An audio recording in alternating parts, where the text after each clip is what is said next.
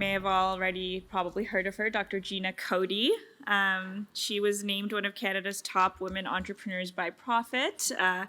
And she's the first woman to be awarded a PhD in building engineering at Concordia. So really impressive accomplishment. And it was followed also by a $15 million gift to the Faculty of Engineering, which they renamed after her, which is really cool. Everybody wants a building named after them. Come on, let's get real.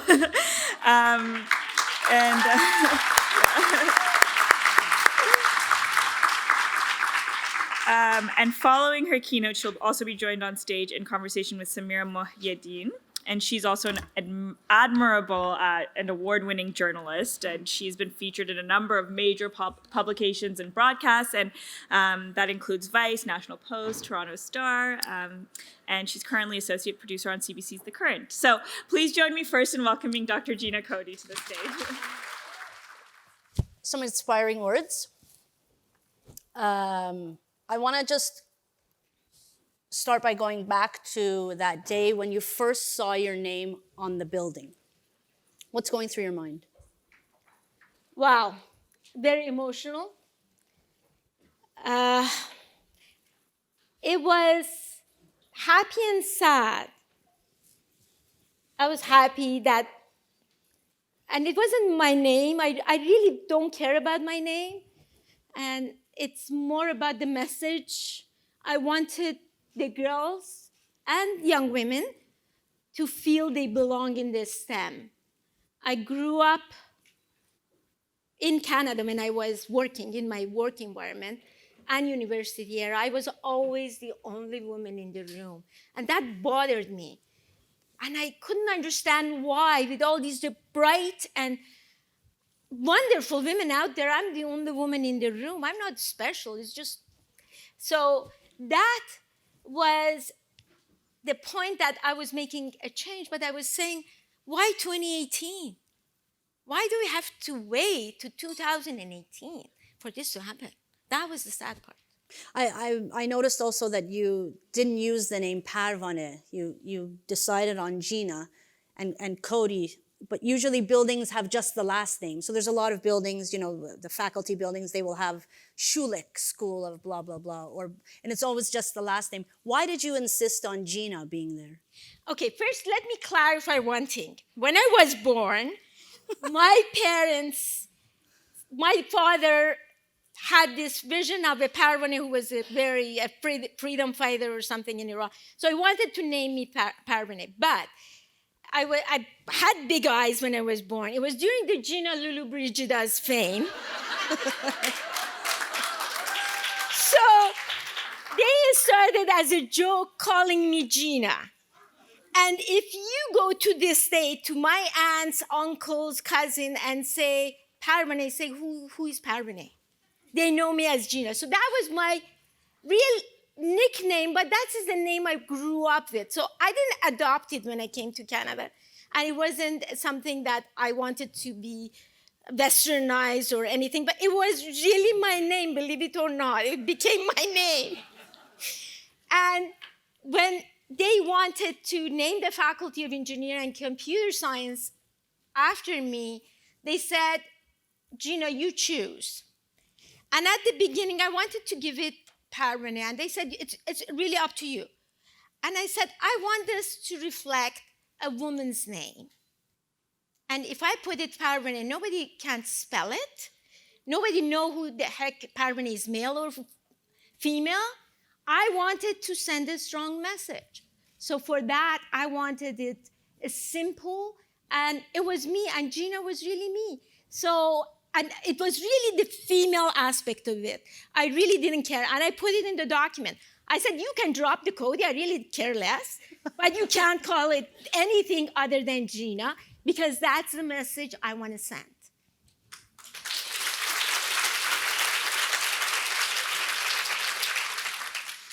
As Tina sort of started to talk about in your bio, you're a woman of many firsts. First woman to climb the cranes in this city. I'll get back to that, what I mean by that. First woman in the world to have a Faculty of Engineering or Computer Science named after her. Were you surprised that it was the first in the world? I couldn't believe it, to be honest. especially when they said it's international, I said, oh my God, where is this world have been? Let's get to the cranes, though. So you're the first woman to climb on top of the condo cranes in this city. So all those cranes that you see in the sky, someone does have to go, you can see one right there. Someone does have to go up and inspect them to make sure that they're okay.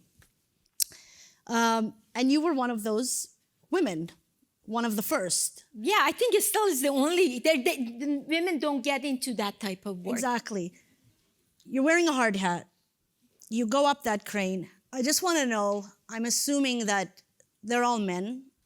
How are you received? There are two things. At that time, we're going back like 40 years ago now. You guys are all young. None of you were born, for God's sake. So at that time, construction was really male-dominated. I would go and I would put these overalls, and I looked really no different than men with the hard hat, but they knew it's Gina. And I would go up, and there are so many events that really they respected for who I was, but I will do everything they could to intimidate me. That was one of the issues. And I have a story that once I went with my husband because on the weekend there was a job site. It was shut down, so we said, okay, it was in Hamilton, so we said we'd go there and have lunch after. So I go up the crane, I go end of the boom, and the crane operator started moving it like this. And you're not supposed to touch the motor when somebody doing inspection. I came back, I did my job, came back, I wasn't fazed at all. I didn't say a word. I thanked him. I came back, and then my husband said, what the heck? You didn't say anything to that guy? I said, no, I just wanted to be accepted. Now he is never going to forget me. Now he's going to remember he can't play with me.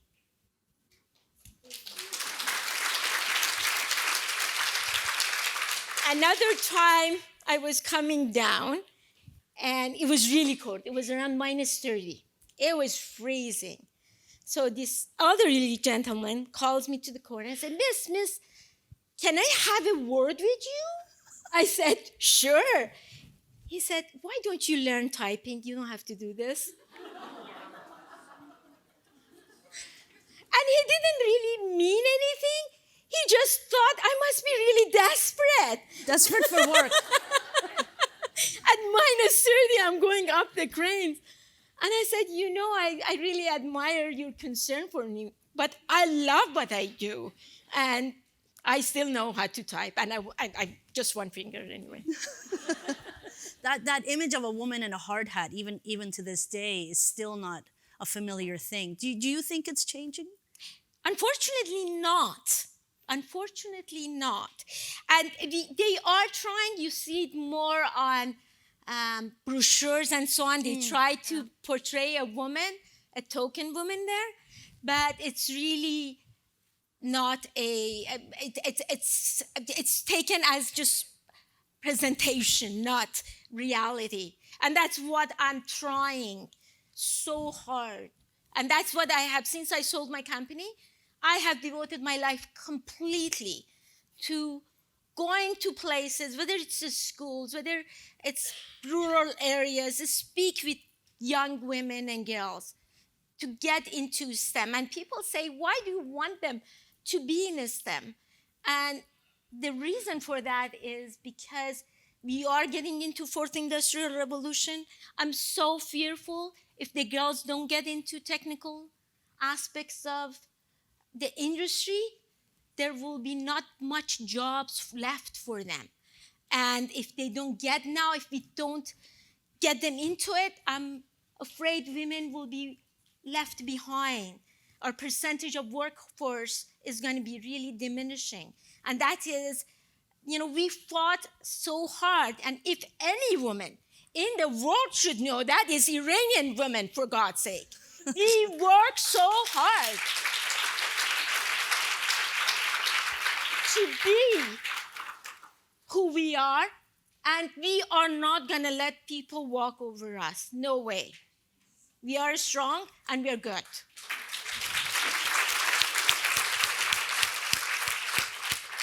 You talked a little bit in your presentation about the statistics being really grim, 13% in the workforce. I had 12.8. And 20... You're a journalist. 20% of the women being engineering students. And it almost drops to half when you get to the workforce. Why do you think that is? Where's that discrepancy? The discrepancy is because when women get into male-dominated work areas, they're not welcome. Don't kid yourself. We are not welcome. We have to push our path through. There are obstacles. They are, I always believed as a woman in a male-dominated work area, you have to be better to be equal. That is a fact.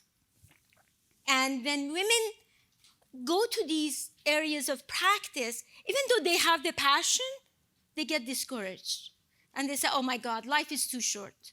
So many women quit after third, fourth years. A lot of my friends who did graduate schools with me, they either went to teaching or they all of a sudden went and started painting. They just didn't feel the environment was welcoming. And that is the reason. And we have to change many things. And we can have a whole discussion, and I hope we will, that what we can do as women and men to change the whole attitude towards us getting to the workforce and being accepted. We're going to get into that, actually. Okay. But I want to go back to, I want to go back a little. Just you arrive in Montreal, it's 1979. I want to know what life was like for a young Parvane in Iran. Because you're out here, you're like pushing it. I want to know what you were like as a kid. What was your environment like? I grew up, my father was, and my mother, both, like most Iranian parents, were very driven for their children. Their girls and boys had to study, doctors, engineers. Family of 5, 4 engineers, 1 doctor. So it was a must. It was just pushing and pushing. But something that my father had was really, he wanted me to succeed in a male-dominated work. I don't know why. He was very avant-garde. He had a boys' high school, and he would take me, when I was 16, he would sit in the back of class, and this was the summer courses that would offer for these kids who were just not doing well. And you can think boys 14 to 16 who had tajdeed, and they had to go to the class to learn the thing. So he would make me teach them math and science.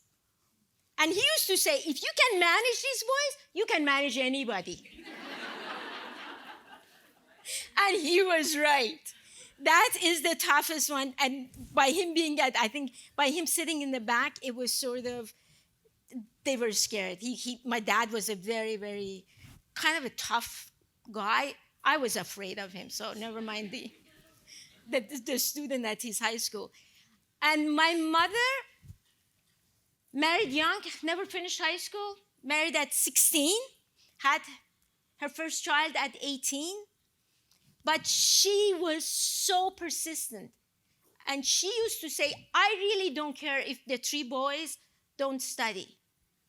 But you 2 girls, you have to study, get the higher education, and do not be dependent on your husband.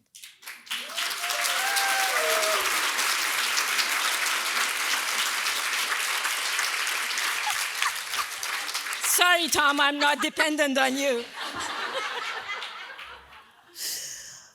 That's my life. And I went to university. I went to RMR at the time, Sharif called now. So it was a tough university to get in. Education was very high. Even there, the environment for accepting women was not good.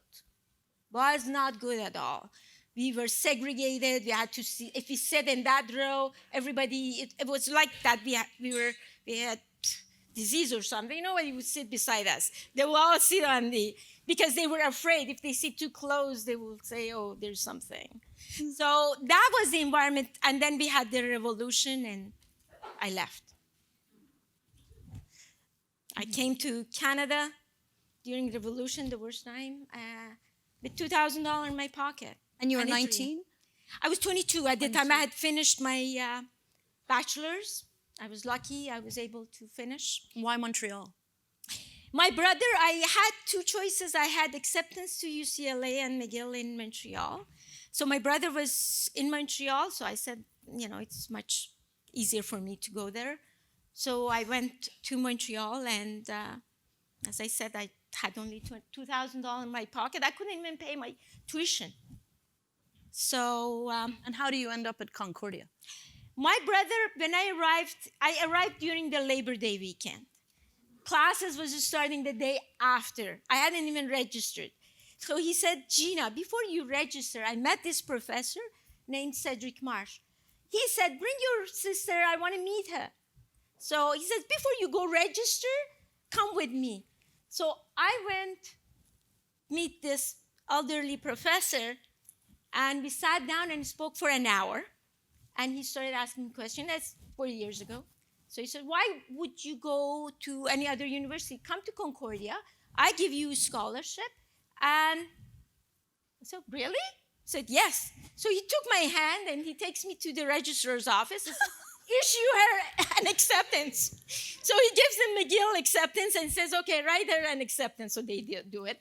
Then he said, now you take this, you go to Immigration Canada and you get a work permit. I said, really? I said, yes. So I come out, this is 2 days after I arrived in Canada.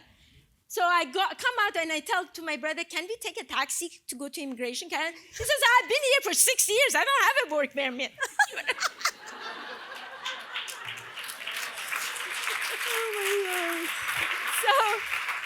So we went to the Immigration Canada, and that afternoon I started working.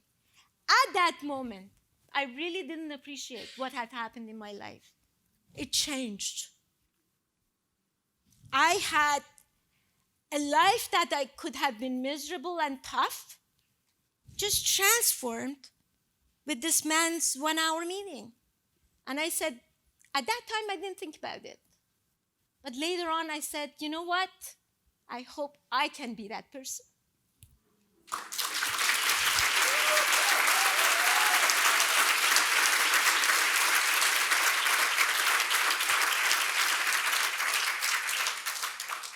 So you graduate? Are you getting a little bit? All these women make me emotional. It's 1989, a decade after you've arrived in Canada. You become the first woman at Concordia to graduate with a PhD in building engineering. Nobody had done that before. But that was the same year as the École Polytechnique massacre. For people in the room who don't know this, in 1989, a gentleman named Marc Lépine goes into École Polytechnique, a university, and shoots down 14 engineering students who are women. He goes into the classroom, separates the men from the women, and shoots the women. And he blames feminists and everything because he wasn't able to get into the engineering school, blah, blah, blah. I'm just wondering, because you were an engineer, you graduated that year, what impact did that event have on you? You should not ask that question. I always refer to that event as a scar, a deep scar. And that is why the university is named after a woman. It's a message.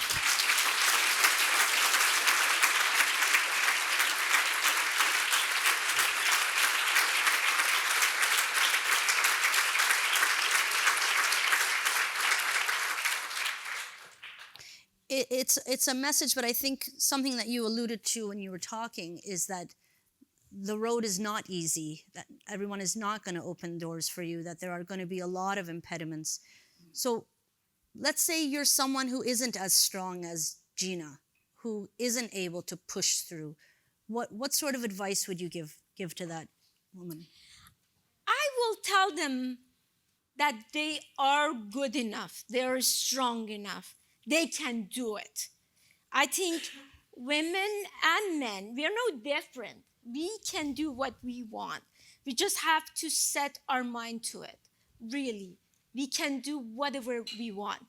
And the whole notion of having a faculty of engineering computer science named after a woman is when the girls, and I hear that all the time from the girls at the university, they say, well, now for the first time, we feel we belong here. We are part of here. Nobody can tell us why are we here. So that is a strong message that I think, and each one of you, all these trailblazers that they were sitting here, yourself, Samira, and Shore, all of you are such a strong notion for all these young women around the world, because Canada, we don't have that problem. I think the message has to go beyond us. Like women of Iran, I don't think they need that much. They are pushy enough.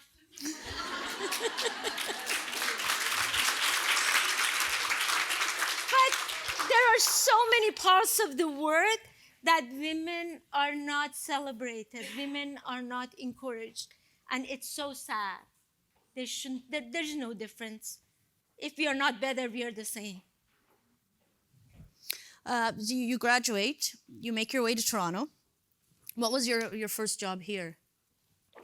I came to Toronto. I got a job at the Ministry of Housing to go to write building code. And while I was there, it was a government job, and I loved it, but I didn't last long there. At that time, I had a committee, and it was filled with consultants, so everybody wanted to give me a job.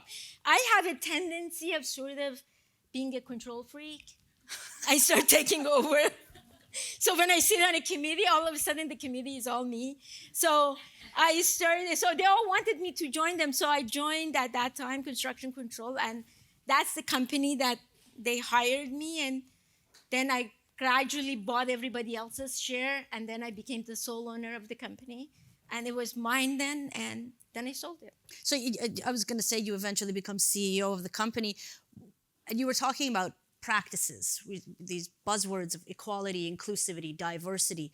When you became the owner, what sort of practices did you put in place to make sure that that space was inclusive, that it was diverse for women? Yeah. First of all, really, any woman that came through the door, if they were engineers, they had to be good. But most of them are good because they have the strength of going through that whole area. But I have so many stories to say about what I went through. Like once one of my staff came and said, Gina, this is a CV. I met this woman who is a site super. She washes the floors in this apartment building, and we were doing construction in that site. So he said, she gave me her CV, and the woman who washes the floors, and said, I'm an engineer. Can you give this CV to your boss? She was from Romania. I got the CV. I called her, and I said, can you come for an interview tomorrow? She now has a very good job at New Home Warranty Program in Toronto. She like anytime she talks to me, she starts crying. But she came for an interview the next morning, and she started the job the day after.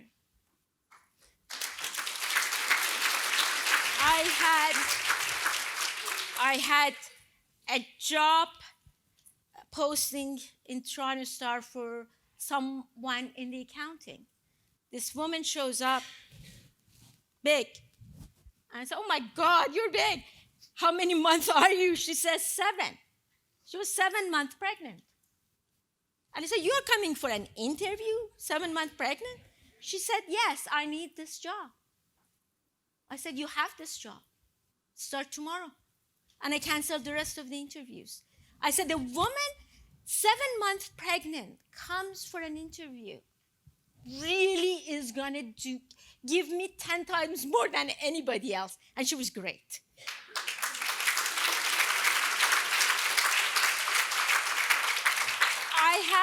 and this is the last one because otherwise I can talk all day. I had another job posting in the Toronto Star, and this woman shows up, this girl, and she said, you know what, can I have my interview soon? I said, why? She says, I have a 2-month baby and a 2-year-old baby at home, which my neighbor is taking care of. And I said, you're coming for a job interview? She said, yes, I really want this job. I said, what are you going to do with your kids? She says, don't worry. I need the money so I can take care of the kids. And I will be here on time.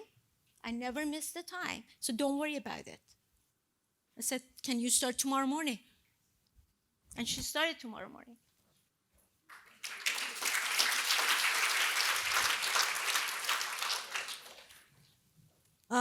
Often you were probably the only woman in the boardrooms. Earlier, I remember when we had spoken before, you had told me this great story about you were at a conference and there was 700 people there. Actually, 699 men, and Gina, and the gentleman who was up at the podium said, "Lady and gentlemen," because there were no other women at this conference. I just want to ask you, when you're in that type of environment, as you were working your way up the career path, was there a sense that you had to prove yourself constantly? Definitely. I always was cognizant that I cannot afford to make mistakes. The eyes are on me, and if I make one mistake, they will not forgive me and they will not forget me. So I had to be right. So before going to meetings, before doing anything, I will memorize the agenda. I will read my report 5 times so I knew where to refer to what. So I was totally immersed in my work. And if I had to stay up late, do everything so that I am good enough and they are accepted. But being the only woman has got benefits. The minute you do a good job, they won't forget you. Now they remember. Everybody in the construction site, they all knew who I was, that Gina Cody, and I would get calls from whoever to talk to me because I was the only woman. And if I did my job right, and I was correct, and I gave the right advice, I was their engineer, and they would stuck with me. That's the good part of it. Last year at Yara, there was a real emphasis on more women getting on boards and getting women on boards. And how many boards do you sit on? I sit on 3 boards. 3 boards. And there's a lot of women in this room maybe who want to get on a board. What advice do you have for corporate boards? Especially I sit on public company corporate boards. It's a totally different kettle of fish. It's really tough to get into, and there is a big resistance. I'm a big advocate of trying to get more women to boards. I think they bring a lot of value to corporate board, corporate governance, and they see things differently, and it is that inclusivity and diversity really gives the board a powerful tool. So if you want to get to boards, you really have to be good at what you do. I can sit on many more boards if I keep saying yes, but my time is so much there. But being good at what you are gives you a lot of validity. When the minute I sold my company and I was available, they wanted me on their boards because they said, Gina, you're going to bring value. But you need to create your networks. You have to be part of the group.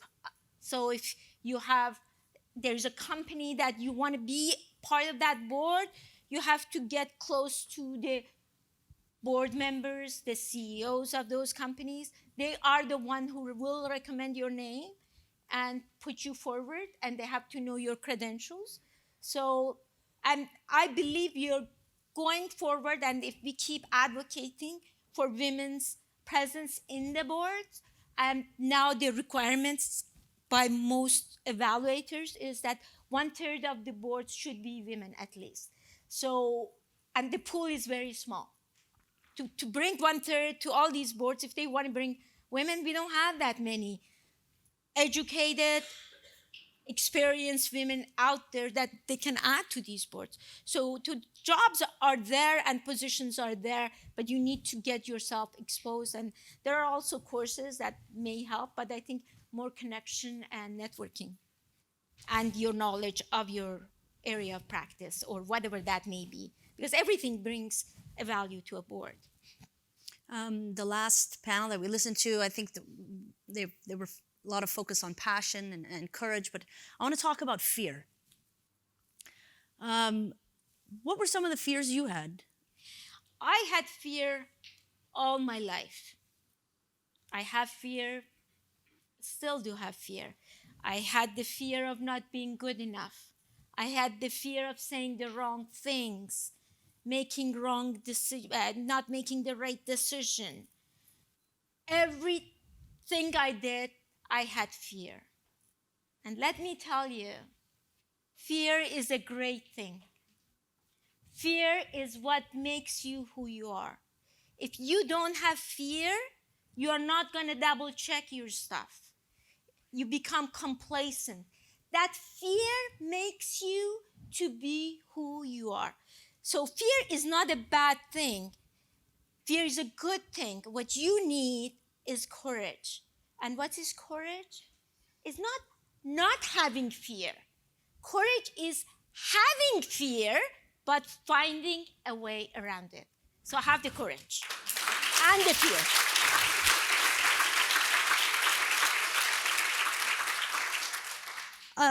You credit your parents a lot. And I've read in many articles, you credit them a lot with your success. There are a lot of parents in this room. It's not just young people. What advice do you have for parents? I think Iranian parents don't need my advice. They're all great. Oh, I mean, they all like to think they're But great. No offense, Mom. But I think some parents could use some advice. Yes, I think one of the big advice, and I need a lot of advice. I sometimes, if you ask my 2 daughters, they say, Mom needs a lot of advice. But the advice I have is really make your kids be who they want. I always say, do what makes you happy. And I even tell my children, I said, if making this bottle makes you happy, you are going to make the best bottle in the world. But you have to have the passion and loving it. So don't try, and Iranian parents, with all due respect, that whole engineer and doctor, stop it. It is something for the past. These days, when we were younger, if we weren't engineer and doctor, we would starve to death.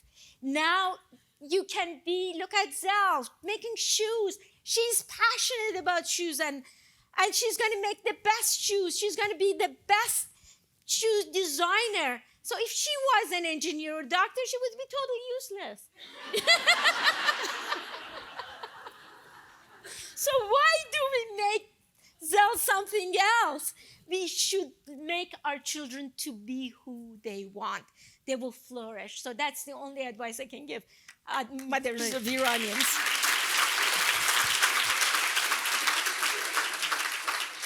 You said your mom didn't complete high school and really focused on your education. What do you think she would have thought when she saw your name on that building? I think she would be proud. Yeah. I think she would have said, I did the right thing. Maybe.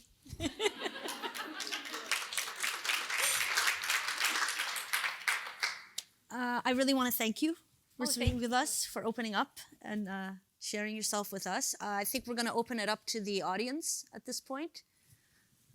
Is there a microphone? Someone's coming around. Over here. She has a loud voice, she says.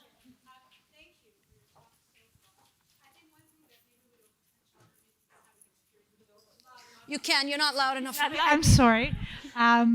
One thing that maybe, okay, I'll get up. We don't talk about necessarily, maybe you haven't come across it, but there's competition for men, or men giving yourself a hard time. Sometimes I feel women do the same to women. So have you had that experience where there's been women who've been barriers to you succeeding? Or if not, if you have any advice, because I've experienced it myself, so I would love your perspective. Actually, I'm glad you asked that question, because as women, we have a tendency of putting a separate bar for women bosses and men bosses.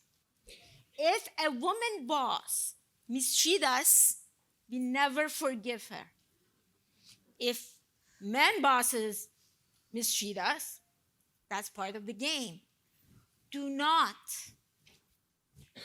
set different bars. Have them equal. You are going to be betrayed by women bosses. You are going to be betrayed by your women colleagues who are going to put you down for their own success. But you will be also put down by male colleagues. Treat them equally. They are no different. But something that I really want to focus, if one thing I can give you to live today is be kind. Kindness is the root of your success. Be humble.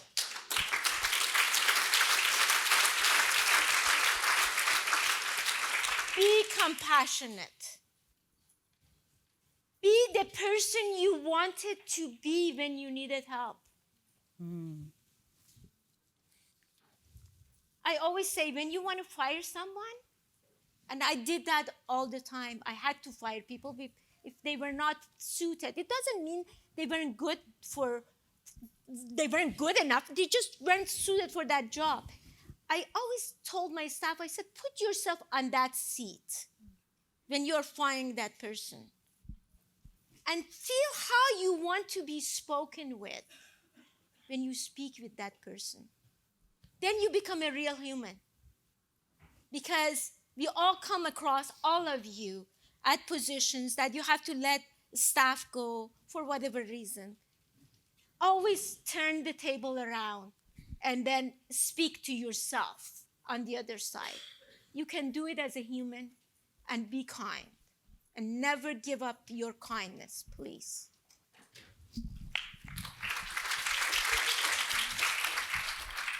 Such an honor listening to you, and it's coming from your heart, and it's just really, we are feeling it.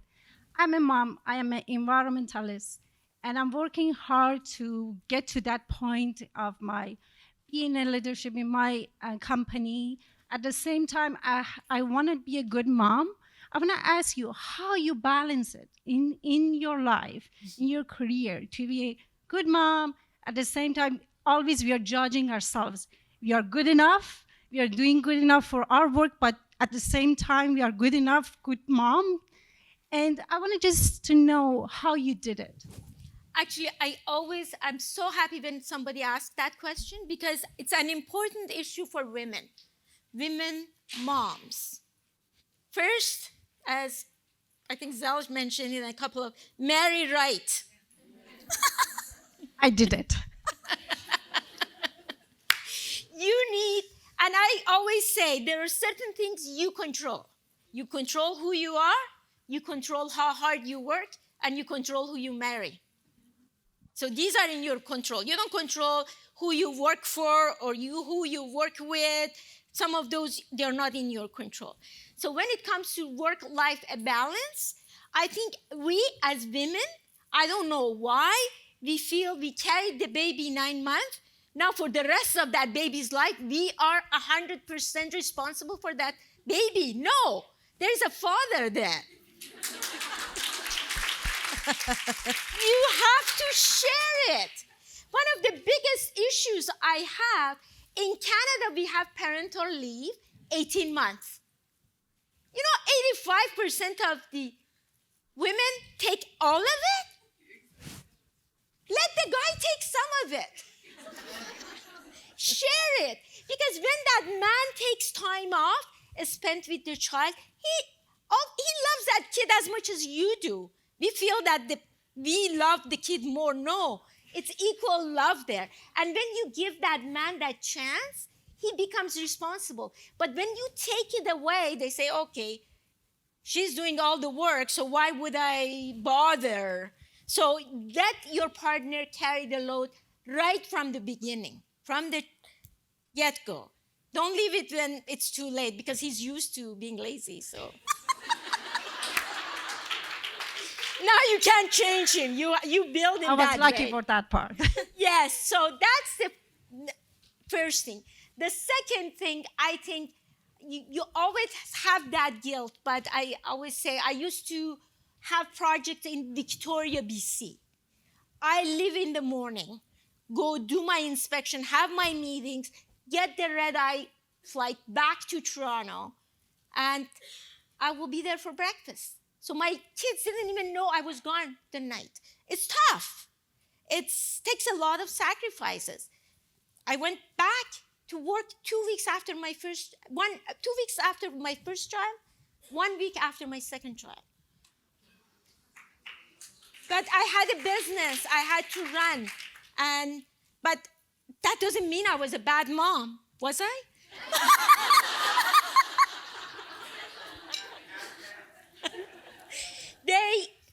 I was always there for them.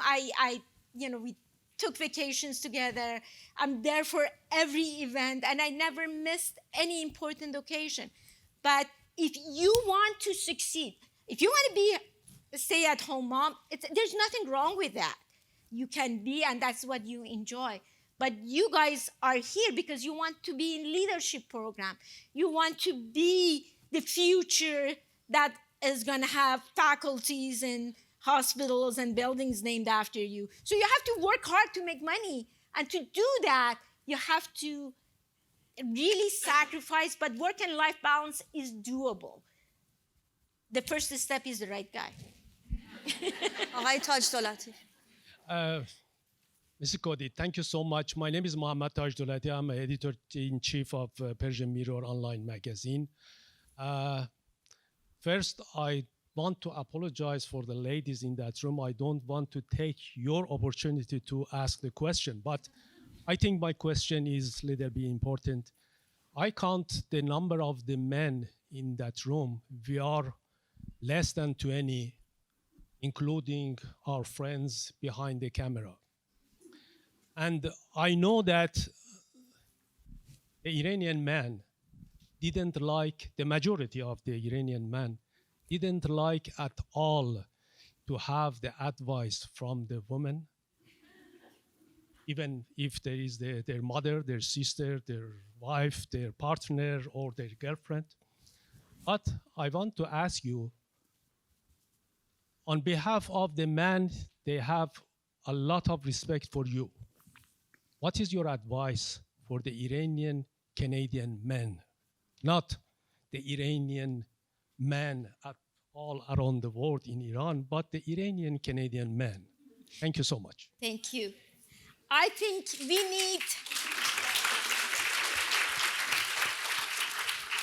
I believe we need men as allies. Without your help, we will get there, but it's much tougher.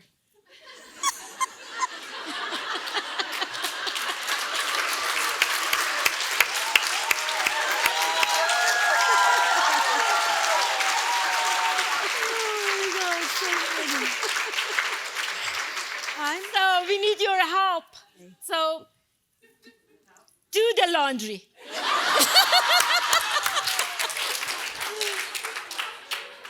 Unfortunately, that's going to have to be our last question. We're running. Can you just make one exception? Yes.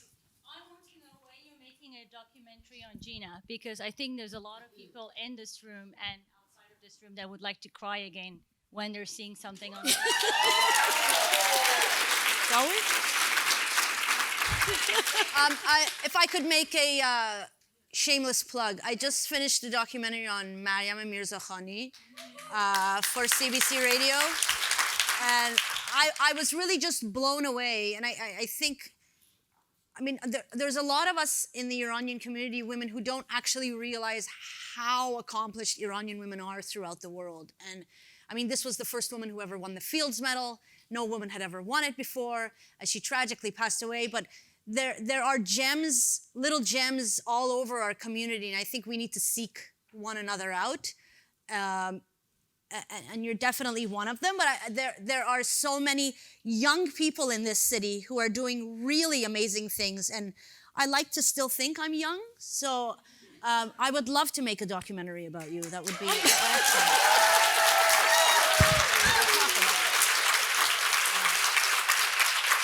And you.